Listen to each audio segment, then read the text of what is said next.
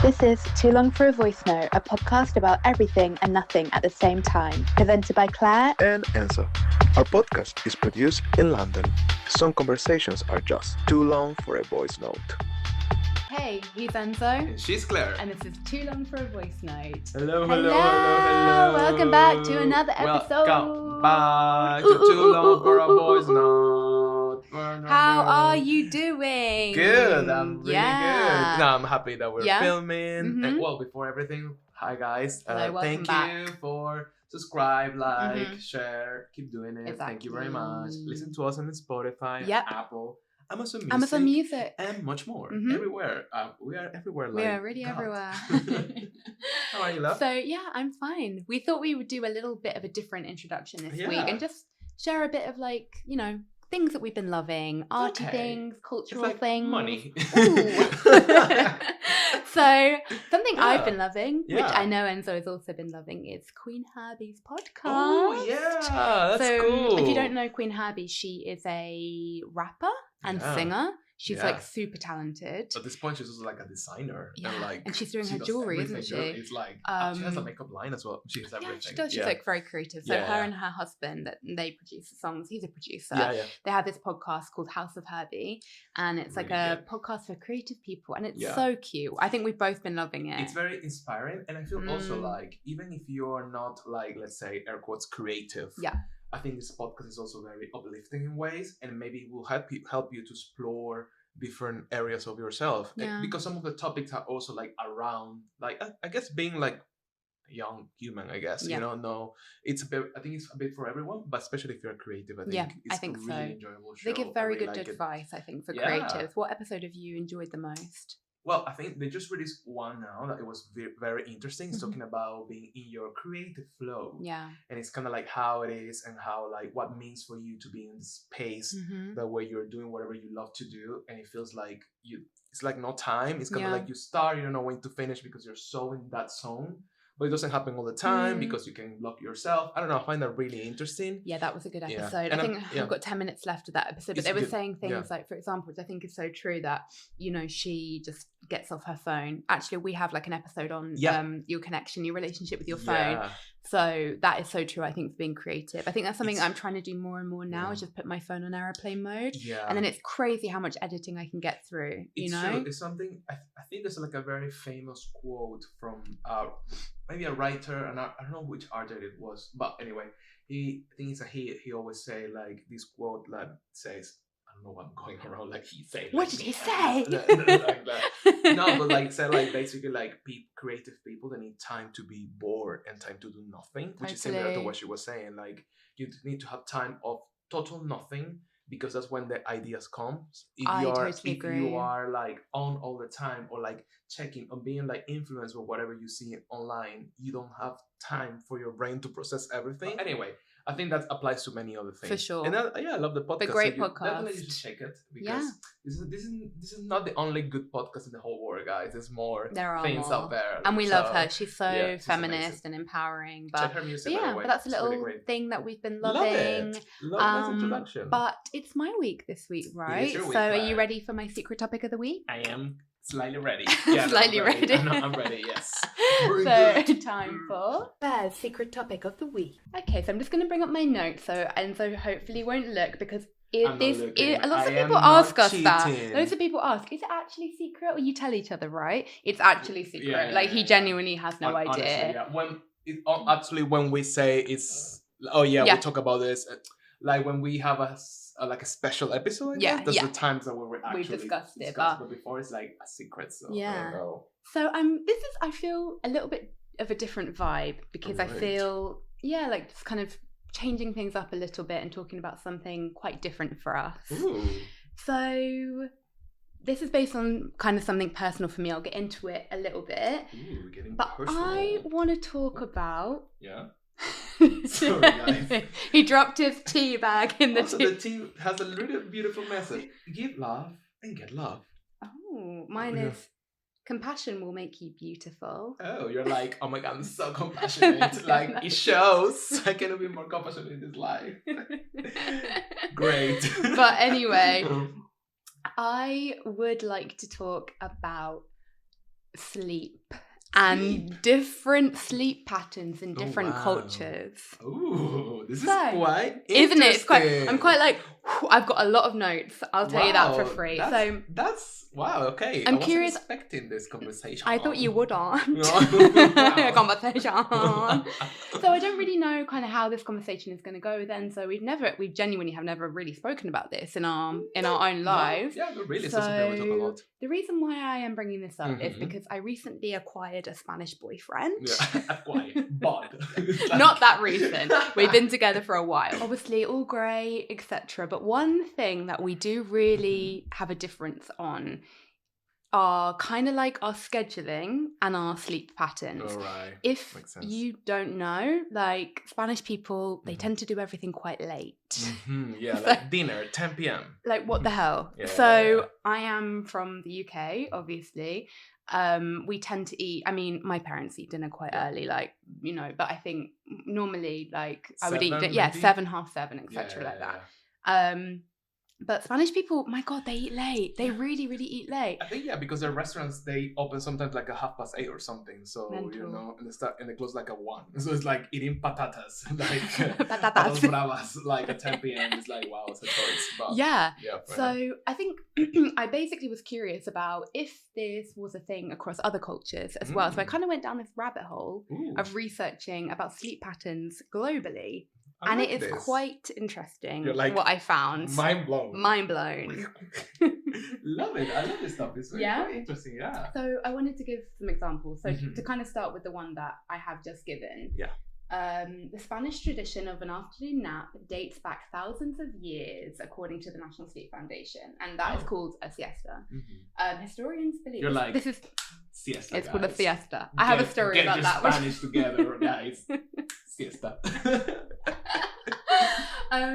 So historians believe that it originated to give farmers time to rest and restore energy in hot climates. But now in Spain, Italy, well, I would argue in Italy it's a bit less, but it depends on what part of Italy you're from. Because, for example, with my family, they're from like the north, so it's literally in the mountains, so it's really cold. It's like no one's buying that. You don't need to have a nap. Oh, it's so hot. Exactly. It's like snowing.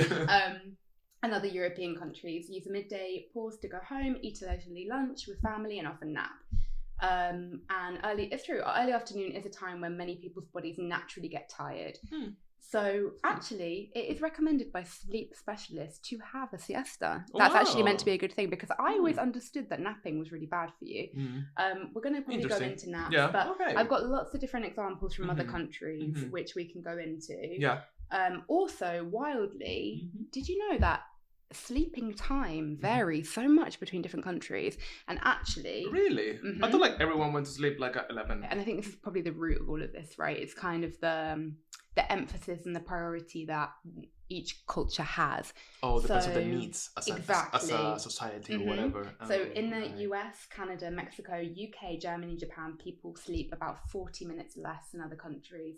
And the likely reason is due to work and productivity. So capitalism countries, very let's just throw it out there. What are your thoughts on this? What is it like in Latin America? What is your relationship with sleep now?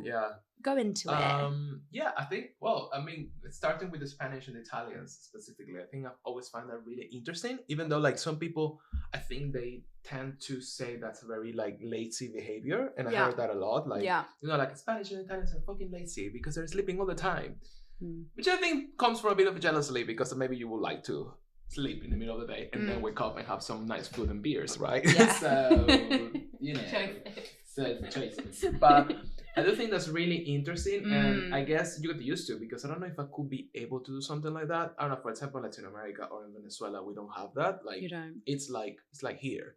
You know, you wake up, go to work the whole day, finish your work, and then you do whatever you have to do. But I feel like dinners are, and dinners like normally are about around 7. Yeah. So like, I think it's like more like a global way of like structuring life. Yeah. It's more like, I guess, at least, talking about Caracas as well, I don't think it changed a lot in different other areas, but I guess maybe in areas that are more rural. When we go again with this word, rural. I guess they probably eat a bit earlier as well. Yeah, because it might get dark kind of thing. Yeah, I was wondering if that was a difference between like city vibes and rural vibes, but like my boyfriend's from Madrid, and so it's not, like a city, you know. So it's and you're from Caracas. Like I don't think it makes a big difference between like London and other parts of the UK. Obviously, I think it does have a lot to do with like weather and climate. Definitely, clearly, that's one of the biggest things that's like determining everything. And I think here in the UK, like pretty much like 10 months out of the year it's pretty fucking miserable, so you just kind of want to like be inside and, like, eating your food and like going to bed because it's like dark at like 5 p.m. So it's got, I find interesting like I guess like if you live in like in a smaller places, like in smaller cities, maybe you will have breakfast dinner for example earlier because you don't have to commute that much maybe. So you're going to be already in your area. I wonder how that works. But definitely that probably affects how you sleep. Because I feel like, for example, sleeping in London is really hard. Because it's a lot of stimulation. You're very stimulated the whole day. And then you get home and probably the flat where you live is going to be fucking noisy outside. So you get used to that. It's true. And I think it's really actually bad. I mean, sometimes when I'm going to sleep, and if I stop for a second to listen to noises outside, there are fucking a lot of noises. And like a lot of things. Going back to what you were talking about, Jorge, like how would be the most shocking sleep or like evening pattern between his routine and yours? I know 100% what it is, and it's the eating late, because I think everything, it seems to me that like in Spain, I'm like, it seems to me I've got it cracked, guys. I've done my research. Come into the conclusion that everything is just shifted to be a lot later. So I think he stays at work later, then he'll like go home later, cook later. So I think I'm just on like an earlier schedule than him. So I think I realized at the beginning of dating, I would be like, I'm not going to make it. I'm not going to make it to the 10 o'clock dinner, like, because I get really hungry as well, you know, and I don't know about you, but do you like lose hunger by that time? Like for me, like 10. Sometimes it happens. 10 p.m. is bedtime. 10 p.m. is not dinner time. No, also like I feel like if I eat that late, then I cannot sleep later. Same. It really affects my sleeping. The other day we had dinner at like 10, and I was like so hyper. Basically, like I found it much harder to drop off. Yeah, because it gives you energy. You know, 100%. So yeah, I think it's that. I think it's like that everything is just shifted a bit later. But I guess it's you get used to it. I do find it interesting though, and like I guess you can speak to this, but I guess it wasn't that different in Caracas. But that here sounds like I'm throwing him under the bus so badly. But like that, you're your counter. Exactly. But like, you know, if you're from like Spain or Italy maybe, or like other countries like that, the pattern hasn't shifted to like match, even though, for example, in my boyfriend's case, he's lived in the UK for years, but still he's on like Spanish time. I know what so you mean. If you're like please do comment about that. If you're, you know, somebody living in maybe in the UK or in a different country, like, or if you are somebody who now lives in Spain and you've come from like another northern European country. If you change, actually, do you do everything later now as well? Yeah, that's kind of interesting, honestly. I mean, like, I think when you live there, it makes a lot of sense. When I visit my friends in Madrid, I think it's amazing that you can, like, be outside at 11 p.m. like in a place, and it's gonna be open. It's gonna be very alive, which is something in the UK. It's more like, I mean, 11 p.m. is just like bars and things in that way. There you can be like a nice restaurant and like having chill time, you know. So I think that's very nice. But yeah, you're right. When you go to different countries, it's kind of weird to keep in your same pattern. Yeah. I think and I guess it's hard for some. I think, for example, in France as well, they're very like strict with the times. I think kind of like, I remember when I visited my friend as well in Paris, like always we want to go to a restaurant, we need to check the times before, because a lot of them start working after 7 p.m. Oh, gosh. You know, it's very like, it's always like a thing. I feel like even it can be even more than Spain from experience. I feel like, or like on Sundays everything is fucking closed, so you can even get like in a supermarket after 1 p.m. or something. You know, it's kind of these little things, and I think they're all based in culture and like how their patterns are, right? Probably they have a better like quality of life. Well, that's what I was going to go into. So thank you for leading me into my next point, and seamless. That's what happens here. Because one of the things that I was researching about, which I hadn't really thought of, maybe because I was brought up here in the UK, but for example, one of the reasons why in Spain, for example, to stay on that example, is that everything is a bit later, is that is the time that parents get to spend with their kids. Ooh. And I was thinking, like, I was reflecting on that on my own childhood, and that's so that didn't even enter my mind, but I was like, oh my God, yeah, I probably barely saw my mom because she worked late until like 6 or 7, like picked me up, had dinner, bed. Bye. Pretty much. And I think that maybe there is like more of a balance in these other cultures where there is more of like that longer break at lunchtime, and then like more of a later evening, because that is where like you spend a lot of time with your kids. Yeah, makes sense. Wow. And I think another thing that countries have, and again, obviously it's like got its roots in religion, but definitely in Italy, and I guess in Spain as well, right? Like everything is closed on a Sunday, like you said. And it's kind of like really irritating, I think, when you're there, but also I think it's really nice because like Sunday is kind of like forced family time, but it's actually like you have that time that, you know, it's dedicated to being with your family, or also like relaxing or resting or whatever it is, or doing like what you want to do, and like you don't really have many other options. So I think I don't know, I think that's kind of, it's very different to here. But I think there's something kind of nice about it in a way. Yeah, no, I do feel like probably, I mean, those countries have a better quality of life, and I think they're happier. Also, I mean, obviously, I guess, for example, during like, I don't know, summer times, you can have these times like, if you're in, for example, Madrid, then it's going to be at one point of the day 40 degrees. And like, who wants to be outside doing things at 40 degrees? Maybe you want to be like inside, which I think is kind of part of the culture of where they are, that you need to like be a bit like, like you cannot do things with if it's so hot because it's so fucking tiring and not enjoyable. So I guess that's part of it as well. But I guess also if you want to do something, or if you want to have, like, I don't know, maybe it makes sense to have some type of like break in the middle of your day to kind of like, because sometimes it feels long to work the whole day straight, but also, I don't know, I think like, I don't know what you would prefer to do. Like, I don't know, because I was thinking about that, and I think personally, I don't know about you, but I have some bad habits in terms of, I always eat my lunch at my desk. Like, I like to work out if I can at lunch. But for example, lunch today, I literally worked through my lunch break. And I just quickly made like a wrap and ate it at my desk.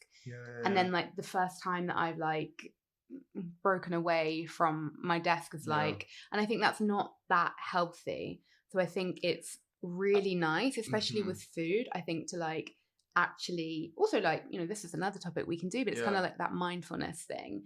And I think you're probably more, I don't know, it's tricky because like, but then I like being done with work, so then I have my evening, but then that's just because I'm used to it. Like, I don't like working, I will do it, but obviously I don't love working beyond 6 because I'd like more of my evening, but therefore I'd rather get up earlier and like work through to get everything definitely done. Like, I think that's definitely a cultural thing, because I think, and I remember when I moved here, I think one of the most shocking things the levels of drama is like, okay, I was like shocked. Like, you came from Venezuela, like I think there's quite a lot of shock there. Really, what's shocking you here about lunching so much, and so I was quite shocked. Like the fact that like the culture, for example, in the office, and when people eat, a lot of people that eat on their desk. We do. And it's kind of like a we're fucking... Like, and they're coming back, like, literally like, why are they all eating? It's like everyone eating a fucking meal deal in the desk, you know? For me, it was like, ooh, oh. Like, first, this is a breakfast. Like, why are we eating a sandwich at 1 p.m.? Choices. Second, like, on the desk. And I think that's a really, like, interesting, like, because even if you're not, I mean, a meal deal is just to make it more funny, but even if you're eating a proper takeaway like food, lunch, you do it like in your desk. And for me, that was quite a shock, because that's not something you see in Latin America. Nice. And it's kind of like funny, because for me it was always like, oh yeah, I need to go to lunch and I'm gonna eat somewhere else. And I still do it. I never eat in my desk. Do you not? Never. At work, no. Really? I never eat in my desk ever. Wow. While my manager, she's British, she does. Yeah. Most of the time she We're does. Thick. It's like we've got a thickness. But it's true. So, and you know, like when I was eating on the eating area of the office, you can tell there's people like from Latin America, there's people from Europe, blah, blah, blah, blah. They're more like, we think eating is kind of like a moment that we need to take. And, you know, know, it's gonna probably it's gonna be a whole meal. Definitely. It's gonna be maybe homemade. So it's gonna like come from that things as well. It's interesting though, isn't it? Because it doesn't really matter about your culture, because like my family, my dad is Italian, and that's definitely a vibe. But I grew up in the UK, so you take the thing of the culture around you, not your cultural background. Definitely. Because I don't like make a whole fiasco out of like a meal or like have a whole thing, but like my dad definitely does. Like it's like a ritual for him to eat. Yeah. And I think the culture's implications. But did you go home? Because I think I remember once you told me that because you would go home for lunch from uni or something, right? In Venezuela. If I could do it, I will do it. Wild. Definitely, yeah. If I could do it, I will do it. And like the thing is, sometimes like I couldn't, like, if I didn't have time, of course I would eat something at the uni. But most of the times I was like, oh, I was at the uni, then I went home, I have lunch, and then I went to work, kind of thing, you know. And that's kind of like, I mean, if you can do it, it's very normal, you know. Like people that couldn't do it. It's funny because at uni we have like this place when we eat, you know, like how you call that, like a canteen. Yeah, canteen. But it's like huge, and everybody goes there to eat and have their time for eating, and then they go back to study. You know, I think it's very like religiously, like maybe because also in Latin America also we have a lot of influence from Europe, I guess, from Spain and like Italy. I guess maybe come from there. I don't know, but I feel like in Latin America, I mean, a lot of like our way of expression, communication, and love come from food. And I think that ritual of like having this time of break, it's important. But also it's good mentally to have a break as well. Like I think it's good to eat mindfully, number one. And I think that it's good to, like, for example, now in our case, like we're so like glued to our screens, and it's true that sometimes I finish work and I'm just like, my eyes. Of course. My eyes. Because even though I siesta. Please, por favor. Because it's like, you know, like it you know, I think having that extended break is good for you. Kind of going back to what we were speaking about at the beginning of the episode about Queen Herbie. I think it is good to like step away from your work for a while and then come back to it. Whereas, you know, it's basically multitasking, I think, you know, and I think, I don't know, I think it's making me really assess this. That's interesting. Yeah. And I wonder, like, what's, like, how you found, like, kind of like a trick or, like, a way to have, like, a good, or whatever good means, but, like, a maybe that works for you, like a sleep pattern, or, like, how it works for you? It's interesting because I actually was seeing a nutritionist. Do you remember, Amanda, at the end of last year because of my endometriosis, and I was prepping for the surgery and my egg collection and all of that. So I was like, okay, let me try. I've always kind of preferred doing things a bit more holistically, but I was like, well, I'm going to have a surgery, but let me try doing something that I'm comfortable with as well, like assess my diet, because, you know, like I'd been diet is really important, like vegan for like 7-8 years, and I was like, you know, whatever. But a part of that, she wasn't just a kind of nutritionist, she also looked at sleep and stress, and it was so interesting because I think you remember what she said was that like my food was like pretty much like really good, I just needed to add a bit more protein and blah blah blah, but my sleep was horrifying. Like she was like, your sleep is like a hot mess.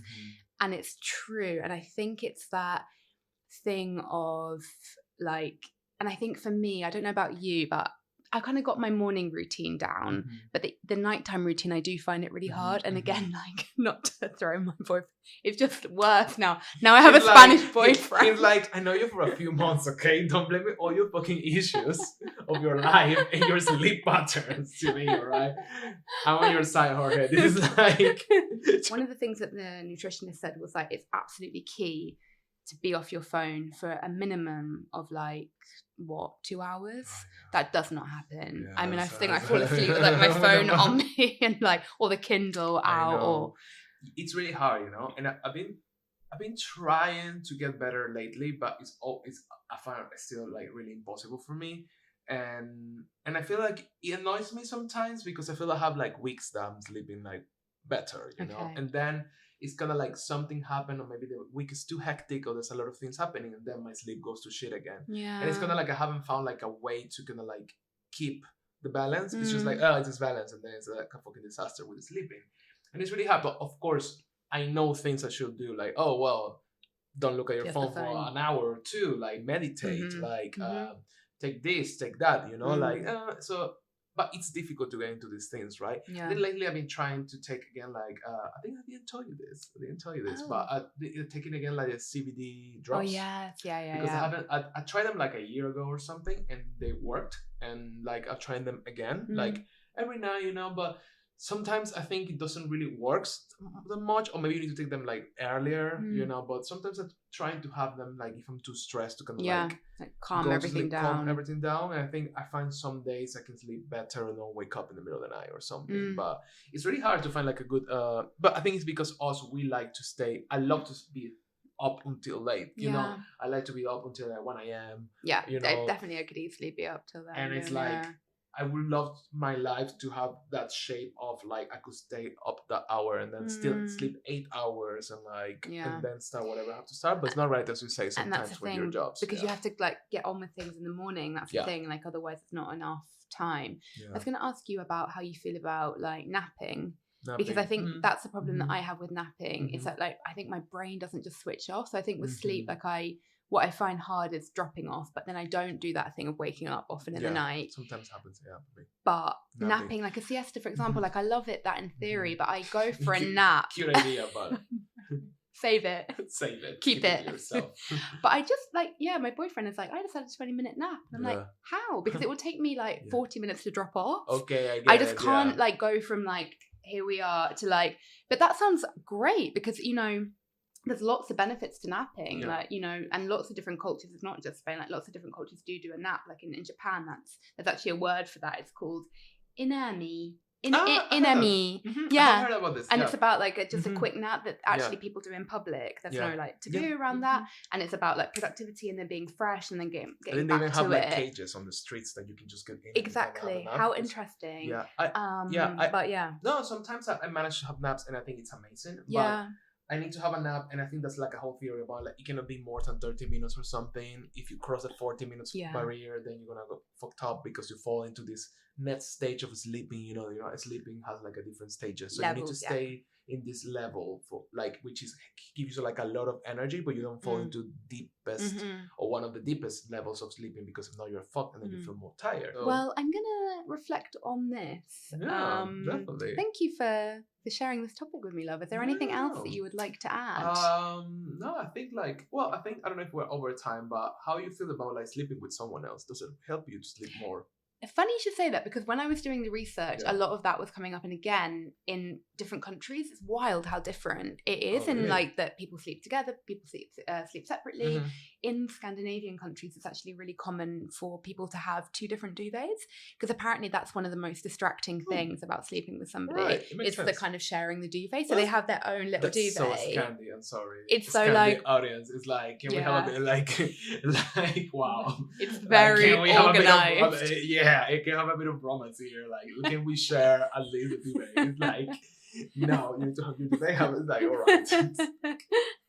But also very practical. I have to give that. They're very practical and very like well designed. Very practical. But hilarious at the same time. But yeah, I actually have never really had a problem sleeping with somebody else. I think it depends on the person. And I think when you start dating someone, that's always like a bit of a like... At the beginning, like a fear. Horrible at the beginning, but then it's fine. Because also it's like you don't know if they're like a serial killer, for example, at that stage. Like 3 meetings in or whatever it is. While you sleep. So you're like, oh fuck. So you're a bit like, are they going to kill me? Like, hopefully they won't. And if they don't, then you get used to it. People listen to this like, I've never thought about that. Yes, you have.